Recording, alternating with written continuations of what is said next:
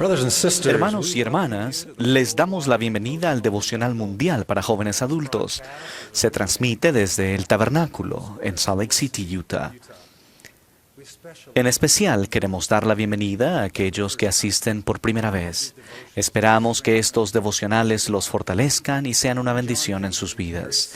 Soy John C. Pingree Jr., 70 de área en el Valle de Salt Lake. Damos la bienvenida al Elder Richard J. Maines de la Presidencia de los 70 y agradecemos que la hermana Maines lo acompañe esta tarde. El Elder Maines y su esposa serán presentados más adelante en el programa. Agradecemos y nos complace reconocer la presencia en el estrado del Elder Kim B. Clark, comisionado del Sistema Educativo de la Iglesia, y su esposa Sue, el presidente y la hermana Spendlove de la misión Utah Salt Lake City, el presidente y la hermana Risenmay de la misión de la Manzana del Templo de Salt Lake, el rector Richards del LDS Business College, así como a los administradores de seminarios e institutos de religión y muchos de nuestros presidentes de estacas de jóvenes adultos junto con sus respectivas esposas. Comenzaremos esta tarde con el coro y la congregación entonando el himno La oración del profeta, número 14 del himnario español. Agradecemos la asistencia de Reagan Gavidas de la estaca Taylorsville de Haas, quien nos dirigirá la música, y la hermana Bonnie Goodliff, organista del tabernáculo. Después del himno, Emma Smith, de la estaca de estudiantes casados de Salt Lake, ofrecerá la primera oración.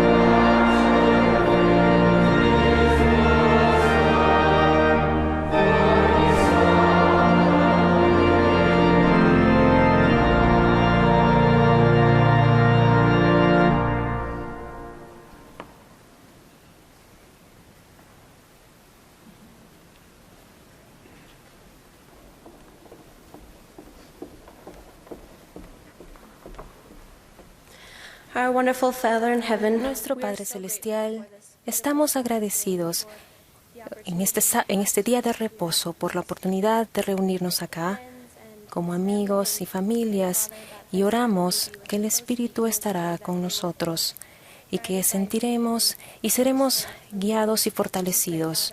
Oramos, Padre Celestial, que viviremos lo que vamos a aprender el día de hoy. Bendice a nuestro profeta, el presidente Monson. Bendícele con la fortaleza que necesita para guiar esta iglesia.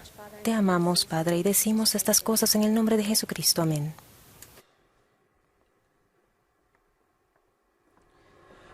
Gracias, hermana Smith, por su hermosa oración. Esta tarde nos acompaña un coro compuesto de estudiantes del Instituto de Religión de Orem y alumnos de seminario del último año, representando las escuelas secundarias del Valle de Utah, quienes cantarán Bandera de Sion.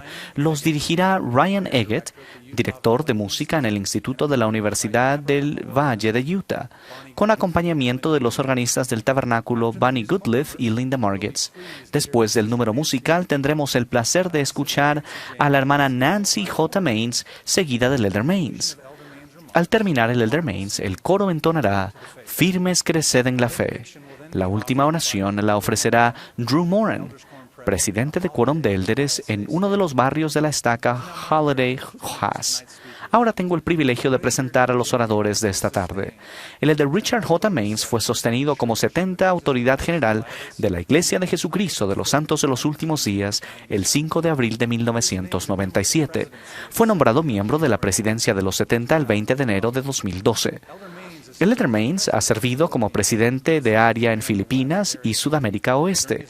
Durante sus muchos años de servicio en la Iglesia, también sirvió como misionero de tiempo completo en la misión Uruguay-Paraguay y como presidente de la misión México-Monterrey. El elder Maines anteriormente fue propietario y director de una empresa especializada en automatización de fábricas.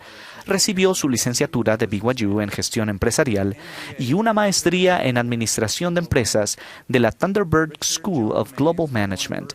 Richard John Maines nació en Berkeley, California, el 29 de octubre de 1950. Se casó con Nancy Jane Purrington en agosto de 1974.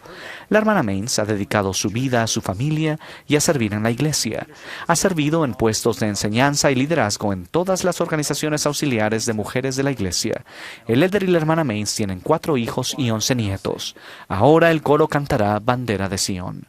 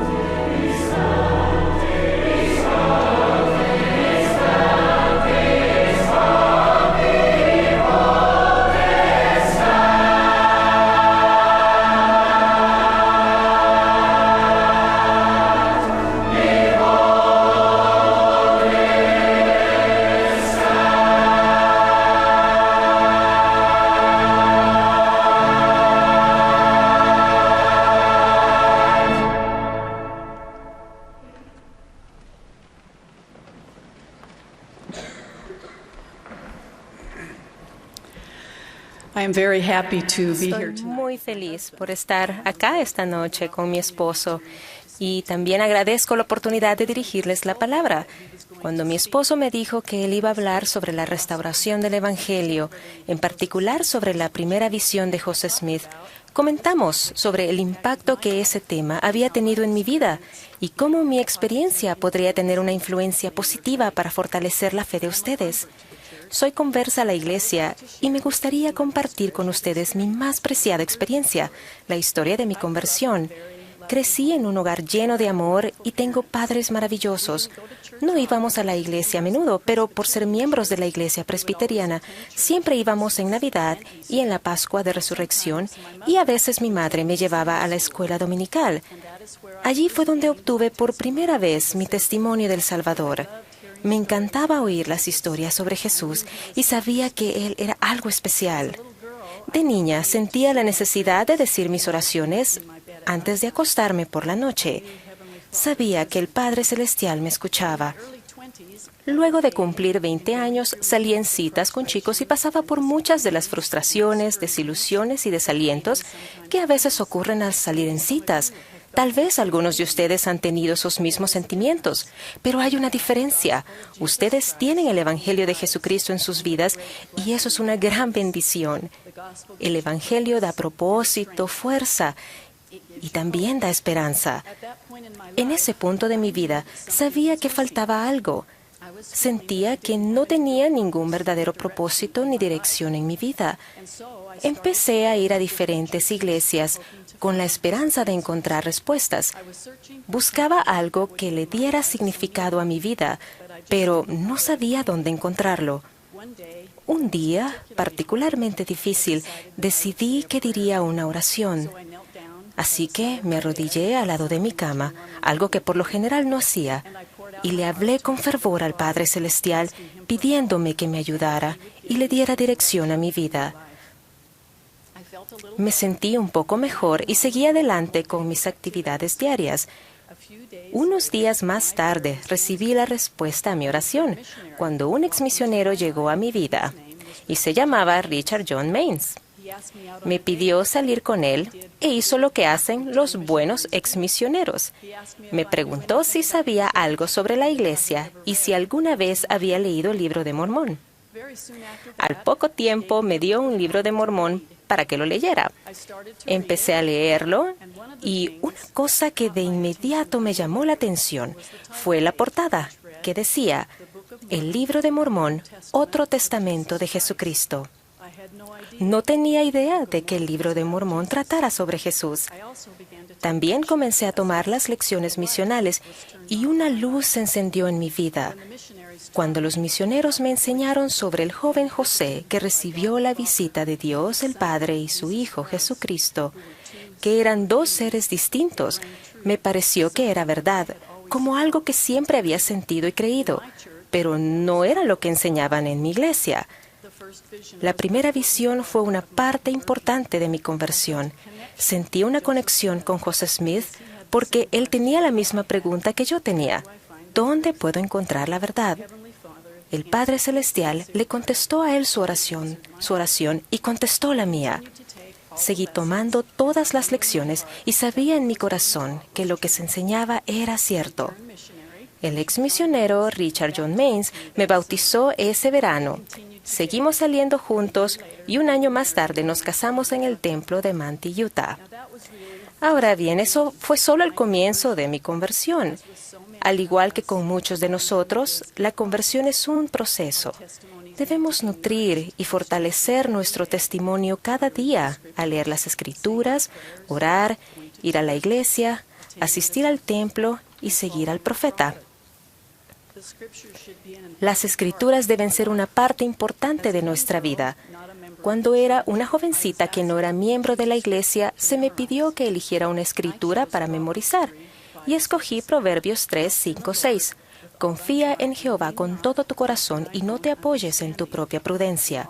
Reconócelo en todos tus caminos y Él enderezará tus veredas. No sé cuántas veces ese pasaje de las Escrituras ha venido a mi mente cuando necesitaba ayuda de los cielos. Si tan solo ponemos nuestra fe y confianza en el Señor, sabiendo que no entendemos todo lo que sucede en nuestra vida, y nos acordamos de darle gracias por las muchas bendiciones que tenemos, Él nos mostrará el camino. Quizás no ocurra en nuestro tiempo, pero sé que el Padre Celestial tiene un plan para cada uno de nosotros. Uno de mis pasajes favoritos de las Escrituras se encuentra en Doctrina y Convenios 123:12, porque todavía hay muchos en la tierra, entre todas las sectas, partidos y denominaciones, que son cegados por la sutil astucia de los hombres que acechan para engañar y no llegan a la verdad solo porque no saben dónde hallarla. Es muy importante que como miembros de la Iglesia nos esforcemos por compartir el Evangelio con los demás. Hay tantas personas como yo que están buscando, pero no saben dónde encontrar la verdad. Las dos decisiones más importantes que he tomado en mi vida fueron bautizarme y casarme en el templo con mi esposo. Estoy muy agradecida por tener el Evangelio en mi vida. Todos sabemos que la vida no es fácil. Y debemos recordar las palabras del elder Jeffrey R. Holland, que dijo: el Maestro de los cielos y la tierra les bendecirá. Confíen en Él plenamente. Confíen para siempre en Él. Sé que nuestro Padre Celestial es real.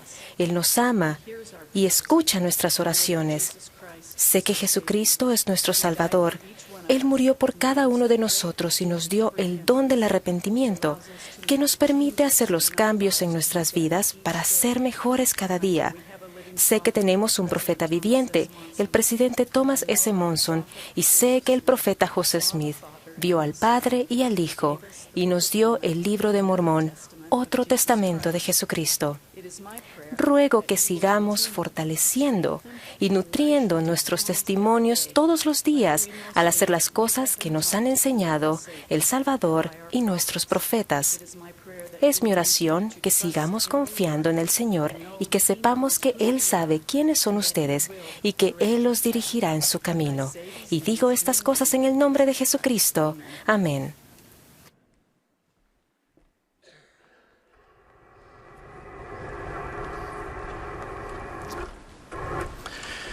Brothers and sisters, I love Hermanos y hermanas, me encanta oír la historia de conversión de mi esposa Nancy y en cuanto a la primera visión y cómo influyeron el Libro de Mormón y esto en su testimonio. Siempre he estado agradecido por la oportunidad que tuve de desempeñar un papel misional al presentarle el Evangelio de Jesucristo durante unos años antes de mi misión. Como se imaginarán, me siento muy feliz de cómo salió todo bien para nosotros. Nuestra iglesia y la vida familiar significan todo para nosotros. Agradezco sinceramente la asignación de la primera presidencia de hablarles. Siento que es importante que sepan que he sentido la influencia y los susurros del Espíritu Santo durante la preparación de este mensaje, y espero que lo que comparta sea de beneficio para ustedes. La restauración de la plenitud del Evangelio de Jesucristo en los últimos días la han previsto y predicho los profetas a lo largo de la historia. Debido a ese hecho, la restauración del Evangelio de Jesucristo no debe sorprender a quienes estudian las Escrituras. Existen decenas y decenas de declaraciones proféticas a lo largo del Antiguo Testamento, el Nuevo Testamento y del Libro de Mormón que predicen claramente e indican la restauración del Evangelio. Ejemplos del Antiguo Testamento se encuentran en Deuteronomio, Isaías, Jeremías, Ezequiel, Daniel, Amós y Malaquías. Ejemplos del Nuevo Testamento se encuentran en los libros de Mateo, Marcos, Apocalipsis, Tesalonicenses, Efesios, Romanos y muchas otras profecías que señalan hacia la restauración del Evangelio de Jesucristo se encuentran en todo el Libro de Mormón. Ejemplos, por ejemplo, en primer y segundo Nefi, Jacob y en tercer Nefi. Uno de mis ejemplos favoritos de estas profecías en cuanto a la restauración viene del libro de Daniel. El rey Nabucodonosor de Babilonia sitió y conquistó Jerusalén aproximadamente en el año 586 a.C. Después de conquistar Judá, el rey dio instrucciones a uno de sus jefes de nombre Aspenaz para que reuniera a algunos de los hijos de Israel que sirvieran en su palacio como asesores. El rey mencionó que este grupo selecto de personas debían ser aptos para toda sabiduría y sabios en ciencia y de buen entendimiento. Entre ese grupo selecto estaban Daniel, Ananías, Misael y Azarías. Recordarán que al estar cautivos, a esos jóvenes se les dieron nuevos nombres babilonios: Beltasar, Sadrach, Mesach y Abednego, como parte de un intenso adoctrinamiento en la cultura de Babilonia. El rey Nabucodonosor tuvo la oportunidad de consultar con estos 4 judíos en las escrituras que se nos dice sobre todo asunto de sabiduría y de entendimiento que el rey los consultó. Los halló 10 veces mejores que todos los magos y astrólogos que había en todo su reino. Una noche, mientras el rey dormía, tuvo un sueño que lo perturbó, y quiso saber la interpretación del mismo. Decidió poner a prueba a sus asesores y les hizo una petición fuera de lo común. Llamó a sus magos, astrólogos y adivinos y les mandó que primero le dijeran el sueño y luego que se lo interpretaran. La petición era muy importante para él. El rey les dijo: si no me decís el sueño y su interpretación, seréis descuartizados. Cuando los hombres sabios del rey no le pudieron dar a conocer el sueño, y obviamente no pudieron interpretarlo, se molestó de sobremanera y ordenó que todos los sabios de Babilonia fuesen destruidos, incluso a Daniel y a sus compañeros. Daniel, sin embargo, fue capaz de concertar una audiencia con el rey y lo convenció para que le diera un poco de tiempo y él le interpretaría el sueño. Daniel volvió a casa y compartió la noticia con sus compañeros. Le pidieron al Señor que les revelara el secreto de la visión del rey para que ellos y el resto de los sabios no perecieran. En las Escrituras se encuentra el resultado de esa súplica. Entonces el misterio fue revelado a Daniel en visión de noche, por lo cual bendijo Daniel al Dios del cielo. Después de alabar y dar gracias a Dios, Daniel buscó a Arioc, capitán del guardia del rey, y le dijo: no mates a los sabios de Babilonia, llévame ante el rey y yo le daré al rey la interpretación de su sueño.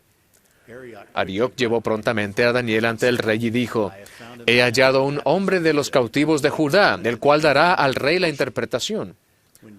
Cuando Daniel fue llevado ante el rey, éste le preguntó: ¿podrás tú darme a conocer el sueño que he visto y su interpretación?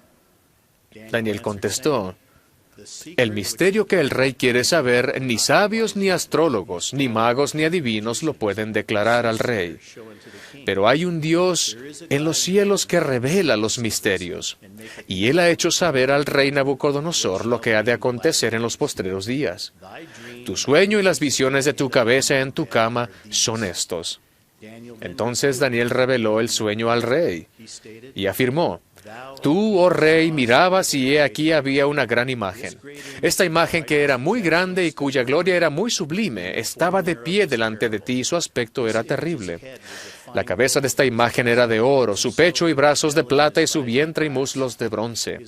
Sus piernas de hierro, sus pies en parte de hierro y en parte de barro cocido. Estabas mirando hasta que una piedra fue cortada no con mano y golpeó a la imagen en sus pies de hierro y de barro y la desmenuzó.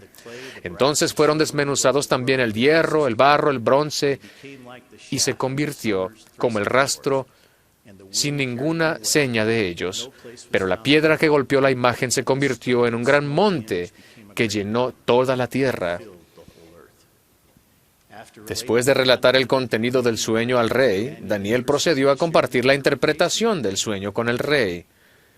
Daniel declaró: tú, oh rey, eres rey de reyes, porque el Dios del cielo te ha dado reino, poder y fuerza y majestad. Y donde quiera que habitan hijos de hombres, bestias del campo y aves del cielo, Él los ha entregado en tus manos y te ha dado dominio sobre todo. Tú eres aquella cabeza de oro. Daniel continúa explicando los diferentes reinos que seguirán a su reino, que eran representados por el pecho y los brazos de plata, el vientre y los muslos de bronce, las piernas de hierro y los pies de hierro y de barro cocido. Ahora viene la profecía con respecto a la restauración del Evangelio de Jesucristo y el establecimiento del reino de Dios en los últimos días. Daniel afirma: y en los días de estos reyes, el Dios del cielo, refiriéndose a los últimos días, levantará un reino que no será jamás destruido ni será dejado el reino a otro pueblo. Despedazará y consumirá a todos estos reinos, pero Él permanecerá para siempre. De la manera que viste que del monte fue cortada una piedra no con mano, la cual desplazó el hierro, el bronce y el barro, la plata y el oro, el gran Dios ha hecho saber al rey lo que ha de acontecer, y el sueño es verdadero, y fiel su interpretación. Hermanos y hermanas, la restauración y el crecimiento posterior de la Iglesia y del Evangelio de Jesucristo en estos últimos días es el comienzo del cumplimiento de esta profecía detallada que compartió el profeta Daniel. Avancemos unos 2400 años después del reinado del rey Nabucodonosor, a la época que precedió a la restauración del Evangelio de Jesucristo. Permítanme compartir un contexto histórico que conduce a la primera visión de José Smith. El abuelo de José Smith, Asael Smith, se alistó como soldado del ejército durante la Guerra de Independencia y fue testigo ocular del nacimiento de la nueva nación. Los padres de José, Joseph y Lucy Mack, eran también niños cuando se ratificó la Constitución de los Estados Unidos en 1788, incluso la primera enmienda de 1791, que garantizaba que el gobierno no controlaría a la Iglesia y que la Iglesia no controlaría al gobierno. La religión en los Estados Unidos dejó de estar bajo el monopolio de nadie, y al no contar con una religión patrocinada, los hombres y mujeres del país fueron libres de elegir cualquier o ninguna iglesia. Asael Smith se regocijó por el ejercicio libre de la religión. Dijo: Dios nos ha llevado a través de una revolución gloriosa y nos ha traído a la tierra prometida de paz y libertad. Tras la Revolución norteamericana, cambios en el transporte, la comunicación y la industria sirvieron para crear una cultura de una república con la nueva nación. Se establecieron bancos para financiar empresas en la economía libre de mercado abierto.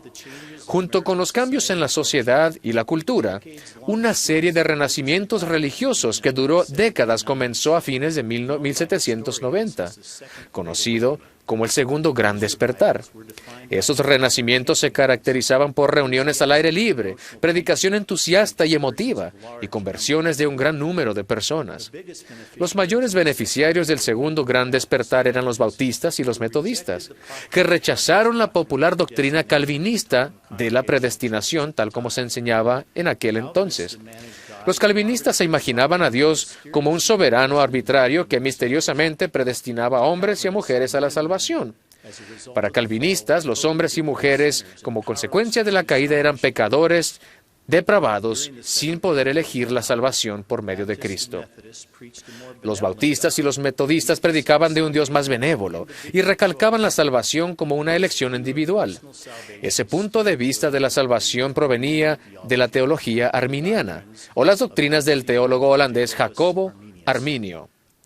Él y los líderes religiosos posteriores de Estados Unidos creían que la gracia de Dios dotaba a las personas con la capacidad de elegirle y que Él era poderoso para salvar a quienes lo eligieran.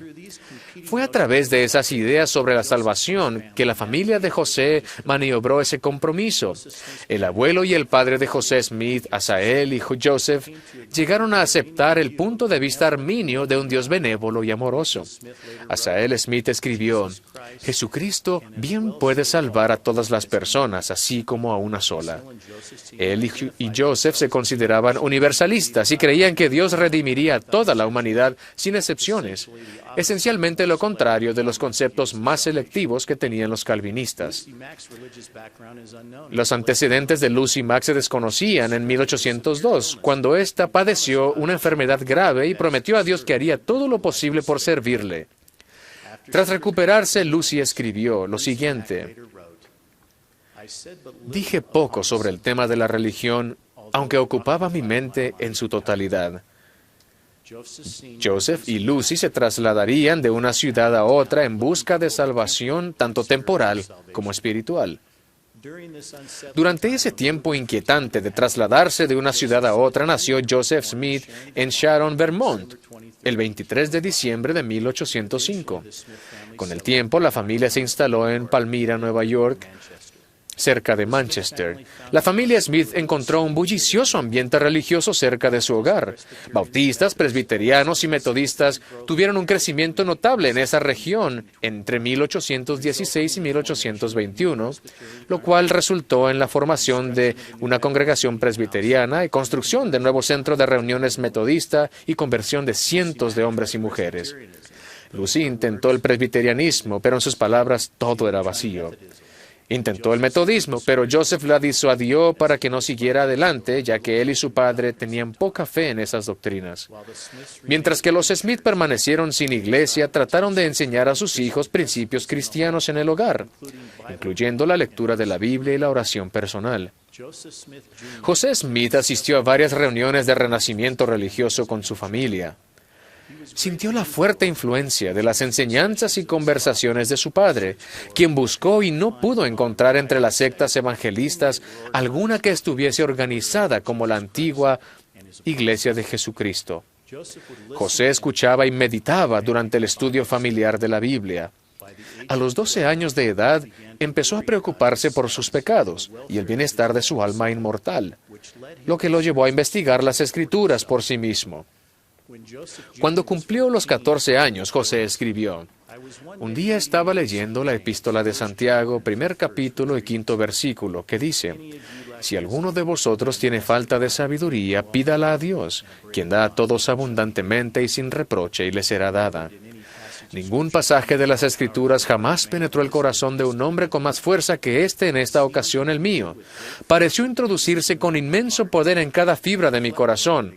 Lo medité, sabiendo que si alguien necesitaba sabiduría de Dios, esa persona era yo. Finalmente José decidió preguntarle a Dios. José escribió o dictó 4 conocidos relatos de la primera visión. Además, sus contemporáneos registraron lo que recordaban lo que habían oído decir a José acerca de la visión. Se conocen 5 de estos relatos. Es una bendición tener esos registros. Hacen de la visión de José la visión mejor documentada de la historia. Les animo a visitar history.lds.org para aprender más sobre los relatos y ver cómo en conjunto presentan un panorama más completo. En temas del Evangelio, Relatos de la Primera Visión dice: los diversos relatos de la primera visión dan una historia coherente, aunque por cierto difieren en énfasis y detalles. Los historiadores esperan que cuando una persona vuelve a contar una experiencia en múltiples entornos, ante diferentes audiencias, cada relato recalcará diversos aspectos de la experiencia y contendrá detalles singulares. De hecho, existen diferencias similares a los de los relatos de la primera visión en los múltiples relatos de las escrituras de la visión de Pablo en el camino a Damasco y la experiencia de los apóstoles en el monte de la Transfiguración. Pese a las diferencias, hay un factor constante en todos estos relatos de la primera visión. Algunos han afirmado erróneamente que cualquier variación al contar la historia es prueba de que se inventó. Por el contrario, el valioso registro histórico nos permite aprender más sobre este evento notable de lo que podríamos si no estuviese tan bien documentado. Quisiera repasar los 4 relatos que escribió o dictó José Smith. En primer lugar, el relato de 1832 es el más antiguo que se ha escrito de la primera visión. Es parte de una autobiografía de 6 páginas que José escribió con su propio puño. Ese documento ha estado en posesión de la Iglesia desde que se escribió. Después del trayecto al oeste permaneció guardado en un baúl y era casi desconocido hasta que se publicó en una tesis de maestría en 1965. Desde entonces se ha publicado en varias ocasiones, incluso en LDS.org y documentos de José Smith. En él, José menciona que siente angustia por no saber dónde encontrar el perdón del Salvador. Testificó: el Señor abrió los cielos arriba de mí y vi al Señor, lo que algunos han interpretado que se refería a la aparición de un solo ser divino. aunque cuando se lee a la luz de los otros documentos esa frase se entiende que significa que Dios el Padre abrió los cielos y reveló a su Hijo Jesucristo. El relato recalca la manera hermosa en que la expiación del Salvador y la redención personal se brindó a José. Dice, el Señor abrió los cielos de arriba de mí y vi al Señor y me habló. José, hijo mío, tus pecados te son perdonados. Fui crucificado por el mundo para que todos los que crean en mi nombre tengan vida eterna. José testificó que sintió gozo y amor, pero que no pudo encontrar a nadie que creyera. Mi alma se llenó de amor y por muchos días me regocijé con gran gozo y el Señor estuvo conmigo. Pero no pude encontrar a nadie que creyera la visión celestial. No obstante, medité esas cosas en mi corazón. A continuación, en 1835, es la descripción de la visión que hizo José a Robert Matthews, quien visitó Kirtland en ese año. Fue registrada en el diario de José por su escriba. No se incluyó en las primeras ediciones de la historia de José y se publicó por primera vez en BYU Studies en la década de 1960. Aquí José testifica que Dios se le apareció primero y luego vio al Salvador. Dice, acudí al Señor en ferviente oración. Una columna de fuego apareció sobre mi cabeza, la cual descansó sobre mí y me llenó de un gozo indescriptible. Un personaje apareció en medio de esa columna, que se extendió por todas partes y sin embargo no consumió nada. Poco después apareció otro personaje como el primero. Me dijo, tus pecados te son perdonados. Aquí José señaló, vi a muchos ángeles en esta visión. Después, el relato de 1838, el más conocido, y proviene de la historia del manuscrito de José. El primer borrador se escribió después de que José huyó de Kirtland, a principios de 1838, y el otro se escribió después de su fuga de Missouri, de modo que se escribió en medio de la gran oposición. Se publicó por primera vez en 1842 en Times and Seasons. También se incluyó en Perla de Gran Precio de 1851, el cual era un folleto para los santos británicos. Más tarde se canonizó como escritura en 1880. En los documentos de José se han publicado diversos borradores de este relato. Al igual que el de 1835, la pregunta central es, ¿cuál iglesia es verdadera? Como es una historia de la iglesia y no solo de José, este relato se centra en la visión como el comienzo del ascenso y el progreso de la iglesia.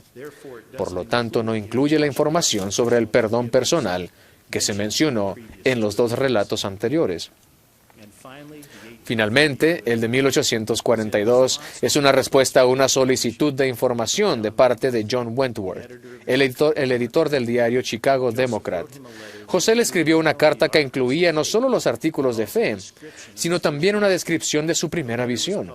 La carta se publicó en el Times and Seasons en 1842 con el permiso de José. La publicó de nuevo en 1843 por su historiador Israel Rupp en su libro sobre las denominaciones cristianas en los Estados Unidos. Este relato iba dirigido a un público que no estaba familiarizado con las creencias mormonas. Se escribió durante un bienvenido respiro de la oposición que afrontaba el profeta. Aquí José destacó la confusión y la aparición de dos personajes en respuesta a su oración. Dijo, estaba envuelto en una visión celestial y vi a dos personajes gloriosos que parecían exactamente el uno al otro en características, rodeados con una brillante luz que opacaba al sol al mediodía. Me dijeron que todas las denominaciones religiosas creían en doctrinas erróneas y que Dios no reconocía a ninguna de ellas como su iglesia y reino. Me mandó expresamente no ir en pos de ellas, mientras que al mismo tiempo recibía la promesa que en algún momento futuro se me daría a conocer la plenitud del Evangelio. Es una bendición tener esos relatos de la primera visión de José. Al igual que cada uno de los evangelios del Nuevo Testamento, que juntos describen de manera completa la vida y el ministerio de Cristo, cada uno de los relatos de la primera visión de José añaden detalles y perspectivas singulares. En conjunto, relatan la historia coherente y armoniosa de José. Recalcan que había confusión y conflictos entre las iglesias cristianas, que José deseaba saber cuál era la verdadera, que él escudriñó las Escrituras y que oró, que una luz descendió del cielo y que aparecieron seres divinos y dieron respuesta a su oración. Repasemos ahora en detalle la versión canonizada de 1838 del relato. Es la experiencia de aprendizaje más poderosa que alguien podría tener. Esa experiencia cambió la vida de José. Ha cambiado mi vida. Y sé que ha cambiado o cambiará la vida de ustedes si acuden al Señor para que les confirme la realidad de la misma. Finalmente llegué a la conclusión de que tendría que permanecer en tinieblas y confusión, o de lo contrario, hacer lo que Santiago aconsejaba, recurrir a Dios. Al fin tomé la determinación de pedir a Dios, habiendo decidido que si Él daba sabiduría a quienes carecían y la impartía abundantemente sin reprochar, yo podría intentarlo. Por consiguiente, de acuerdo con esta resolución, me retiré al bosque para hacer la prueba. Fue por la mañana de un día hermoso y despejado, a principios de la primavera de 1820.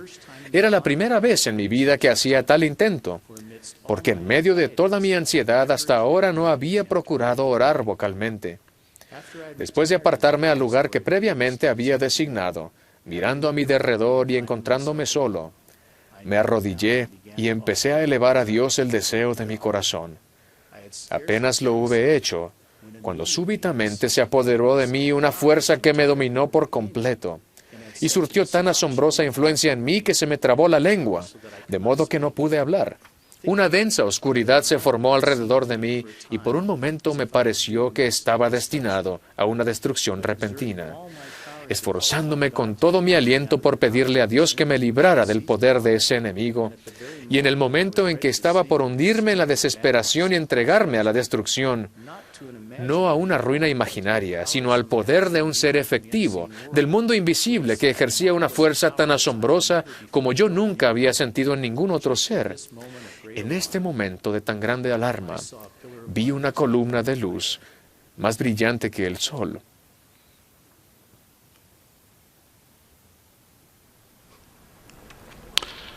Above the brightness of the sun, Directamente arriba de mi cabeza.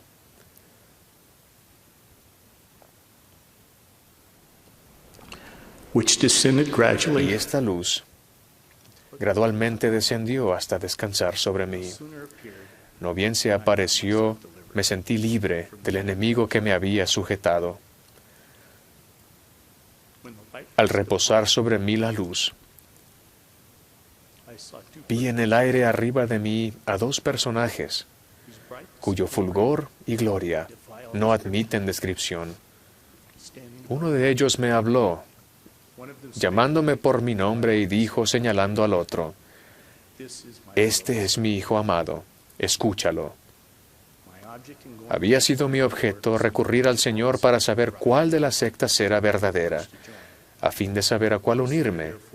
Luego que me hube recobrado lo suficiente para poder hablar, pregunté a los personajes que estaban en la luz arriba de mí, ¿cuál de todas las sectas era la verdadera? Porque hasta ese momento nunca se me había ocurrido pensar que todas estuvieran en error. ¿Y a cuál debía unirme? Se me contestó que no debía unirme a ninguna, porque todas estaban en error. Como se indica en el documento Relatos de la Primera Visión, en lds.org, José testificó repetidamente que tuvo una notable visión de Dios y su Hijo Jesucristo. Ni la verdad de la primera visión, ni los argumentos en contra de esta, se pueden demostrar solo con la investigación histórica. El conocer la verdad del testimonio de José Smith requiere que cada persona que busca la verdad estudie el registro y luego ejerza fe en Cristo para pedir a Dios en sincera oración, si es verdadero. Si la persona pide con la verdadera intención de actuar según la respuesta que le revele el Espíritu, la veracidad de la visión de José se hará manifiesta. De esa manera, toda persona puede saber que José habló con honestidad cuando declaró, había visto una visión, yo lo sabía, y sabía que Dios lo sabía, y no podía negarlo, ni osaría hacerlo. Según Joseph F. Smith, el acontecimiento más grande que ha ocurrido en el mundo desde la resurrección del Hijo de Dios y su ascensión a los cielos fue la visita del Padre y del Hijo al joven José Smith. Hermanos y hermanas, es una experiencia increíble, así como iluminadora, analizar lo que realmente aprendemos de esta sagrada e inspiradora experiencia de José. Quisiera compartir con ustedes una muestra de las verdades que tomamos de la primera visión de José en cuanto a la naturaleza eterna de nuestro Padre, de su Hijo Jesucristo, de la realidad de Satanás y de la lucha entre el bien y el mal, así como otros aspectos importantes del plan de salvación. Aprendemos que las Escrituras son verdaderas y se pueden tomar literalmente y aplicarse a nuestras vidas. Aprendemos que meditar las Escrituras brinda poder y perspectiva. Aprendemos que el conocimiento en sí no es suficiente. El actuar según lo que sabemos resulta en las bendiciones de Dios. Aprendemos a confiar en Dios y acudir a Él por respuestas a preguntas importantes de la vida y no confiar en el hombre. Aprendemos que se contestan las oraciones según la fe inquebrantable y según la voluntad de nuestro Padre. Aprendemos la realidad de la existencia de Satanás y que tiene poder real para influir en el mundo físico, incluso nosotros. Aprendemos que el poder de Satanás es limitado y lo excede el poder de Dios. Aprendemos que Satanás no se detendrá ante nada por destruir la obra de Dios y que Satanás debió saber la importancia de José en su papel como profeta de la restauración. Aprendemos que podemos vencer a Satanás al invocar a Dios y confiar en Él. Aprendemos que donde hay luz, la oscuridad desaparece. Aprendemos que Dios el Padre y su Hijo son dos seres individuales separados y distintos que se asemejan en características y aspecto. Aprendemos que somos creados a la imagen de Dios. Aprendemos que Cristo ha resucitado, que Dios nos conoce personalmente y es consciente de nuestras necesidades. Él llamó a José por su nombre. Aprendemos de la relación que existe entre Dios y su Hijo, el Señor Jesucristo. Jesús se somete a su Padre, y el Padre se comunica con los mortales en la tierra por medio de su Hijo Jesucristo. Aprendemos que Jesucristo tiene el amor de su Padre al designar a Jesús como su Hijo amado. Aprendemos que la verdadera iglesia de Jesucristo, como se organizó al principio, no se encontraba sobre la tierra en aquellos tiempos, lo que confirma la realidad de la gran apostasía que predijo el apóstol Pablo. Aprendemos que cuando nos importa lo suficiente como para desear que Dios nos guíe en la vida, Él nos revelará un curso. En la época de José, todas las denominaciones estaban en error. Aprendemos que cada dispensación de tiempo recibe visiones y glorias de Dios. Aprendemos una perspectiva de cómo Dios escoge a sus profetas. Aprendemos que Dios elige a los puros de corazón, que son justos y tienen deseos de hacer su obra, lo que confirma la enseñanza de la Biblia, que Dios mira el corazón y no elige según el aspecto exterior, ni la condición, ni el nivel social. Hermanos y hermanas, la primera visión es la clave para descubrir muchas verdades que habían estado ocultas. No olvidemos o demos por sentado las muchas verdades preciadas que hemos aprendido de la primera visión de José. La aparición de Dios el Padre y su Hijo, el Señor Jesucristo, a José Smith, introdujo la dispensación del cumplimiento de los tiempos. Debemos compartir ese evento sagrado y lo que aprendemos de él con aquellos a quienes amamos. Aquí hay dos preguntas que podrían considerar, contestar y compartir en las redes sociales, utilizando el hashtag LDSDevo. ¿Qué verdades han aprendido de la primera visión de José? ¿Cómo les ha respondido el Señor cuando han buscado la verdad y respuestas a sus preguntas? Me complacerá leer lo que tengan que compartir con respecto a ese tema y esas preguntas importantes. Quisiera concluir compartiendo otra experiencia a medida que me he enfocado en José Smith y al enseñar a misioneros. Hace años tuve el privilegio de servir en la presidencia de área de Filipinas. Los miembros de la presidencia de área se turnaban para hablar en los devocionales en Manila. Los nuevos misioneros de tiempo completo llegaban a Manila de aproximadamente 14 países de Asia y países del Pacífico. Al acercarse el fin de nuestra asignación en Filipinas, disfrutamos de una oportunidad de hablar con a los misioneros en el CCM. Nunca olvidaré observar desde el estrado la congregación de esos maravillosos misioneros. Oraba para recibir inspiración y compartir algo que les ayudara a entender la gran importancia de la obra en la que se embarcarían. Al pensar en lo que podría decir, me llamó la atención un cuadro en la pared del auditorio.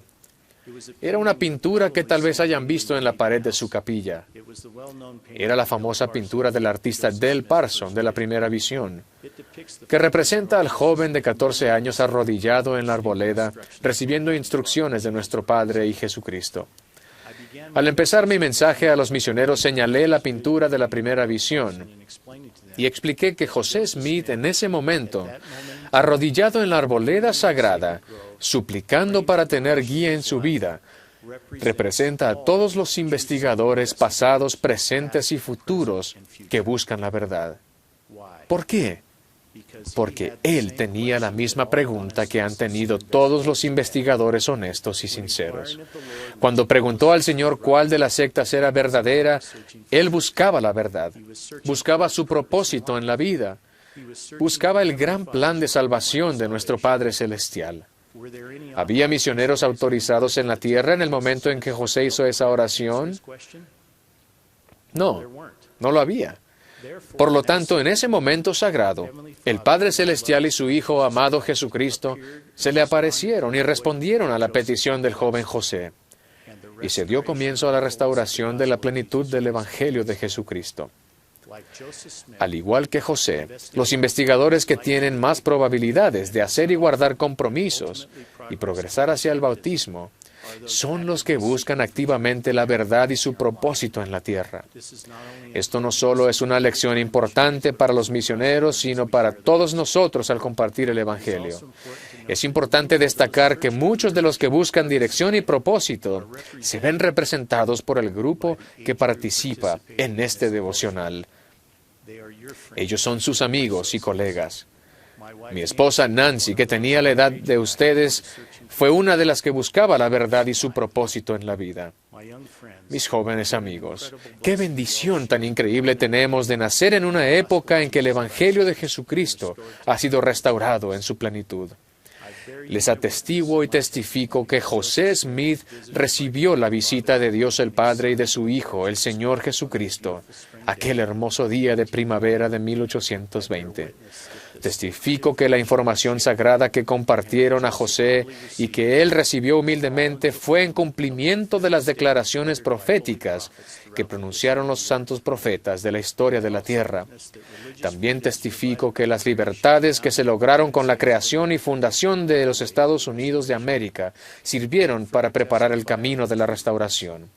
Testifico de la veracidad de las palabras de Gordon B. Hinckley. Al referirse a la primera visión, dijo: José Smith aprendió en esos minutos más, hayan sido largos o breves, más en cuanto a la naturaleza de Dios que lo que jamás habrían aprendido los teólogos eruditos de todas las épocas. ¡Qué gran oportunidad! Compartir nuestro testimonio de la restauración del Evangelio de Jesucristo en estos últimos días. Hermanos y hermanas, testifico que la verdad se ha restaurado. En el nombre de Jesucristo. Amén.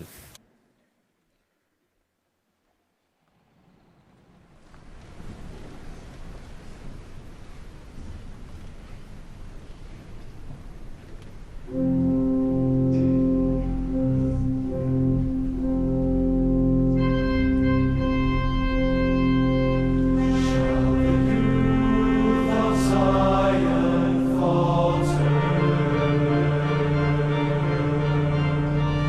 in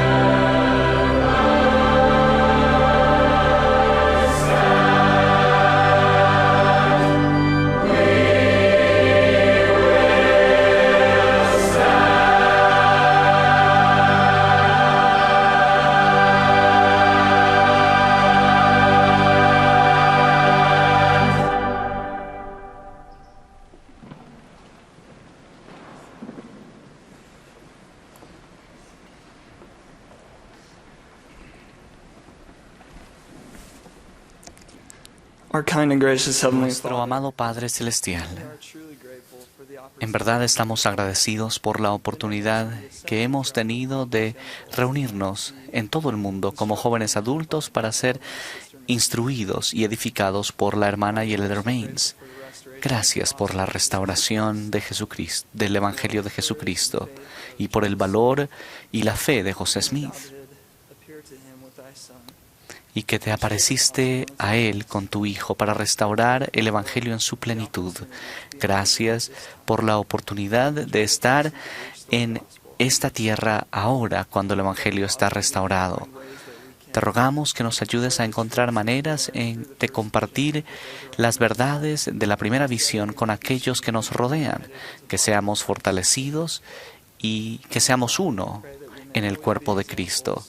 Rogamos que nos ayudes a ser ejemplos a aquellos que nos rodean por la manera en que vivimos nuestra vida, al ser discípulos de Jesucristo en todo lo que hacemos. Te amamos y damos gracias por el Evangelio y la oportunidad de haber sido instruidos esta noche en el nombre de Jesucristo. Amén.